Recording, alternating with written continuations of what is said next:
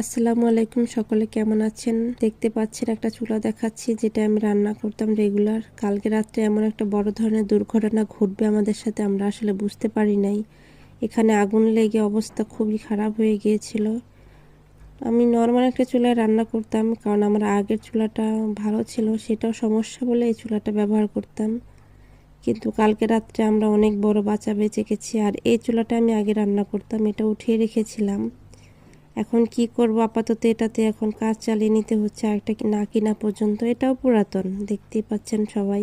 রাতে রান্না বসিয়ে আমি একটু ঘরে ছিলাম, আর এর ভিতরে আমার ছেলে রান্নাঘরে যেয়ে দেখে আগুন লেগে গেছে। আর হঠাৎ তারপর চিৎকার মারে এবং আমরা সবাই চলে আসি। আর বুঝতেই পারিনি এরকম একটা অবস্থা হবে আমাদের সাথে, খুবই ভয়ে ছিলাম। কিন্তু কালকে রাত্রে অনেক বড় বাঁচা বেঁচে গেছি। আর এটার আগুনের কালারটা দেখেন কেমন, একটু টিয়া, একটু নীল, অন্যরকম একটা কালার। সবাই দোয়া করবেন আমাদের জন্য। আসসালামু আলাইকুম।